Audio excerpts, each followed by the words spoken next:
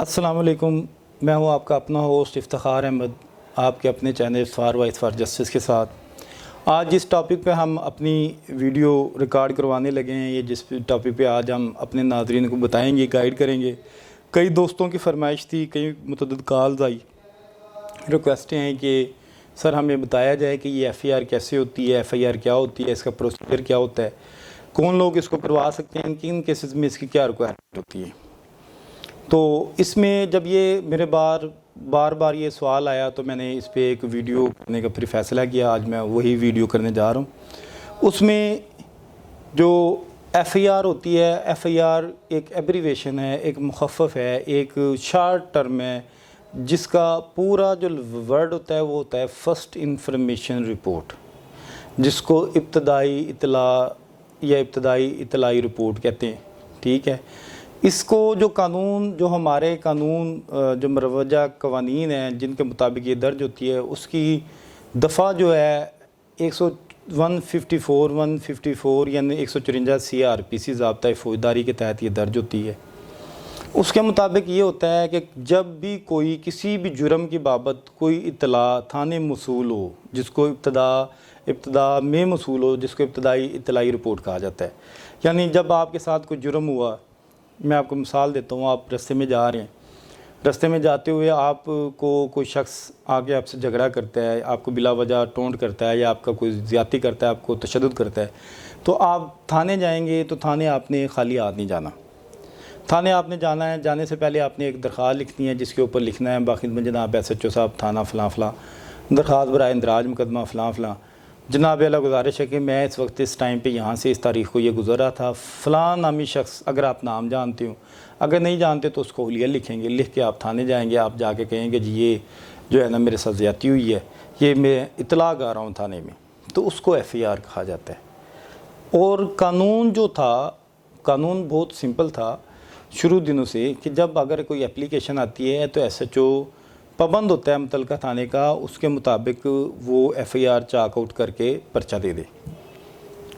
جس کو پرچہ بھی کہا جاتا ہے، ایف آئی آر بھی کہا جاتا ہے، F I R chalk out کر دے، پرچہ دے دے۔ لیکن بعد میں ٹائم گزرنے کے ساتھ ساتھ حالات اور سرکمسٹانسز کے تحت قوانین اپنے مختلف شکلیں اختیار کرتے رہتے ہیں، مختلف قوانین جو سپریم کورٹ کے فیصلہ جات کی روشنی میں آتی رہتی ہیں، ان کی روشنی میں یہ سارا کچھ ہوتا رہتا ہے۔ اب اگر آپ تھانے گئے ہیں، آپ نے اپلیکیشن دی، بامطابق قانون آپ کے ساتھ زیادتی ہوئی، آپ کی ایف آئی آر بنتی تھی، لیکن ایس ایچ او نے آپ کی بات نہیں مانی، تو اس کا مطلب یہ نہیں کہ آپ کا حق تلف ہو گیا، آپ کا رائٹ ضائع ہو گیا۔ آپ کے پاس پھر ایک رائٹ کو انفورس کروانے کے لیے تو آپ کے پاس ایک اور داد رسی مل جاتی ہے، جو قانون آپ کو دیتا ہے کہ آپ ایک 22 سے 22B کی پٹیشن ہوتی ہے، 22 سے 22B کے اختیارات ہوتے ہیں، ایک ایڈیشنل سیشن جج صاحب کو دیے جاتے ہیں، جس کے تحت اس کو ایکس آفیشیو جسٹس آف پیس کہا جاتا ہے۔ اس کے پاس اختیار ہوتا ہے کہ آپ اس کے پاس شکایت لے کے جائیں کہ جناب یہ میں نے درخواست دی تھانے میں، میری درخواست پر F I R chalk out نہیں ہوئی یا درج نہیں ہوئی، تو جناب یہ اس معاملے کو جناب سنیں، جناب قانون کے مطابق ایف آئی آر کی جو میری داد رسی بنتی ہے وہ دی جائے۔ اس پر پھر کیا ہوتا ہے کہ وہ جو جج صاحب کے پاس اختیارات ہیں، اس کے مطابق جو قانون کے مطابق ان کے پاس اختیارات ہیں، وہ پولیس سے رپورٹ مانگتے ہیں کہ بھائی یہ شخص آپ کے پاس آیا تھا، اس نے آپ کو ایف آئی آر دی، آپ کو ایف آئی آر کہہ لیں کہ فرسٹ انفارمیشن دی، اپلیکیشن تحریر کر کے دی، آپ نے اس کی F I R chalk out کیوں نہیں کی؟ جس پر متعلقہ ایس ایچ او، جو کہ اب موجودہ قوانین کے مطابق ایس ایچ او کے اختیارات ایس پی صاحبان کو دیے گئے ہیں، جو دونوں پارٹیز کو بلا لیتے ہیں، دونوں پارٹیز کا موقف لیتے ہیں کہ جی آپ کی درخواست یہ آئی تھی، ہاں جی آپ کے خلاف جو دوسری پارٹی اس سے بھی پوچھا جاتا ہے بھیا آپ کے خلاف یہ درخواست آئی تھی، یہ جو الزامات ہیں، یہ جو وقوع بتایا جا رہا ہے، یہ درست ہے غلط ہے، آپ اپنی صفائی میں کیا کہنا چاہتے ہیں؟ دونوں پارٹیوں کا موقف لینے کے بعد ایس پی صاحب پھر اسی عدالت میں اپنی رپورٹ سبمٹ کراتے ہیں کہ جی میں نے جو ہے نا دیکھا ہے سارا معاملہ دیکھنے کے بعد میں نے اس میں یہ حقائق پائے۔ جج صاحبان جو ایکس آفیشیو جسٹس آف پیس بیٹھے ہوتے ہیں، وہ آپ کی درخواست اس رپورٹ کو مد نظر رکھتے ہوئے دونوں فریقین کی بحث سماعت کرتے ہیں۔ دونوں فریقین کی بحث سماعت کرنے کے بعد پھر وہ ایک آرڈر جاری کرتے ہیں، جن کے مطابق، جس کو جوڈیشل سائڈ پہ آرڈر کہہ لیں یا ایڈمنسٹریٹو سائڈ پہ کیونکہ یہ ایڈمنسٹریٹو پاورز بھی بن گئی تھی، اس پہ بڑی ایک لمبی بحث چلی، بعد میں بہرحال اس کو جوڈیشل آرڈر کہا گیا۔ اس کے بعد کیا ہوتا ہے کہ جب وہ جج صاحب کا آرڈر آتا ہے تو اس آرڈر پہ یہ موجود ہوتا ہے کہ جناب یہ جج صاحب نے سنا تھا دونوں فریقین کو، اس کے بعد یہ ایف آئی آر کا آرڈر ہوا تو اس کے بعد ایس ایچ او صاحب کو کہا جاتا ہے کہ آپ پرچہ دے دیں، یا یہ کہا جاتا ہے کہ نہیں جی یہ وقوع نہیں ہوا، یہ جھوٹے الزامات تھے، تو یہ میں ان کی جو ریٹ ہے، یہ پٹیشن ہے، میں خارج کرتا ہوں 22/22 کی۔ وہ ایک آرڈر آتا ہے، اس کے مطابق اس کی روشنی میں جو بھی ہوتا ہے پھر اس کے مطابق ہوتا ہے۔ اگر پرچے کے آرڈر ہو جائیں اور آپ کی ایف آئی آر درج نہیں ہو رہی، ایس ایچ او اس کے باوجود آپ کا مقدمہ درج کرنے سے قاصر ہے، یا وہ کوئی ہیلہ حجت یا بہانہ بنا کر چل رہا ہے، تو پھر آپ کے پاس کیا اختیار، آپ کے پاس داد رسی ہوتی ہے، آپ کہاں جائیں گے، کس کو کہیں گے؟ پھر آپ کے پاس اسی عدالت میں ایک درخواست دی جاتی ہے جناب کہ جناب کا یہ آرڈر تھا، جناب نے دونوں فریقین کو سنا، پولیس سے رپورٹ منگوائی، اس کے روشنی میں جناب نے فیصلہ کیا، جو کہ ایس ایچ او صاحب پھر بھی نہیں مان رہے۔ تو اس کے بعد جب یہ آپ دوبارہ اس جج صاحب کے پاس جاتے ہیں تو جج صاحب اپنے فیصلے پر عمل درآمد کی پھر رپورٹ مانگتے ہیں۔ رپورٹ مانگنے میں سیدھا جو جج صاحب کا ایک ڈیمانڈ ہوتی ہے، جو پولیس کی ہرارکی کی جو افسران بیٹھے ہوتے ہیں، اس میں یہی ہوتی ہے کہ آپ ایف آئی آر دے کر لے کر آئیں، ایف آئی آر کی کاپی لے کر آئیں، اور اس میں 100 میں سے 100% ہی وہ F I R chalk out ہو جاتی ہے۔ یہ ایک ہم نے بتایا کہ ایک ایف آئی آر کروانے کا پروسیجر کیا تھا، ایف آئی آر کیسے ہوتی ہے، تھانے کون جا کے درخواست دے سکتا ہے، تھانے کیسے درخواست دی جاتی ہے، ڈائری نمبر کیسے ملتا ہے، اگر آپ کی نہیں ہوتی پھر 22/22 بھی کریں، 22/22 کے بعد بھی نہیں ہو رہی پھر آپ کمپلائنس کی ایک درخواست دیں، اس میں ہو جاتی ہے۔ اب اس میں ایف آئی آر ہوتی کیا ہے، ایف آئی آر کی ریکوائرمنٹس کیا ہے، ایف آئی آر کون شخص کروا سکتا ہے، یہ وہ چونکتے اور سوال ہیں جن کی ہر شخص کو، ہر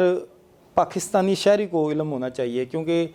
یہ کسی کے ساتھ بھی جرم ہو سکتا ہے، کسی کے ساتھ چوری ڈکیتی ہو سکتی ہے، جو آج کل ہمارے معاشرے کی صورتحال ہے۔ اس میں جو ایف آئی آر ہمیشہ کچھ کیسز ایسے ہیں جس میں ہر شہری اس میں F I R chalk out کروا سکتا ہے۔ جیسے آپ جا رہے ہیں، آپ نے کوئی ڈکیتی ہوتی دیکھی، آپ نے 15 پہ کال کر دی، آپ کی کال پر آپ مدعی بن گئے، آپ نے درخواست دی، پرچہ ہو گیا۔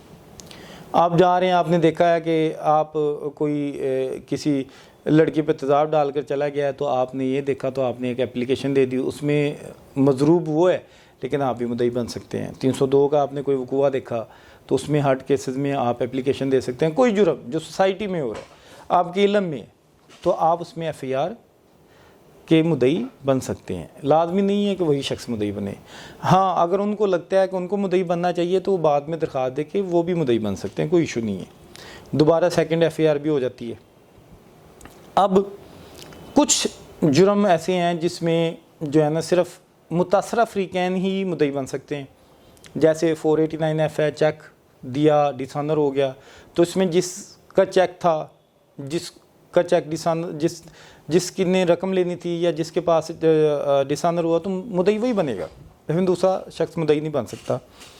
اس کے علاوہ 406 میں بھی یہی کچھ ہے کہ اس میں متاثرہ فریق ہیں، 408 409، ٹھیک ہے، اس میں جو ہے نا 420 68 71 کے جو offences ہیں، جال سازی ہوئی کسی شخص سے تو وہی مدعی بنے گا جس کے ساتھ وہ وقوع ہوا ہے۔ اور یہاں تک کہ آپ یعنی کچھ offences ایسے بھی ہیں جس میں جو ہے مدعی صرف دیکھا جاتا ہے کہ وہ بن سکتا ہے جس کے ساتھ زیادتی ہوئی، یا ملزم وہ بن سکتا ہے جس کے ساتھ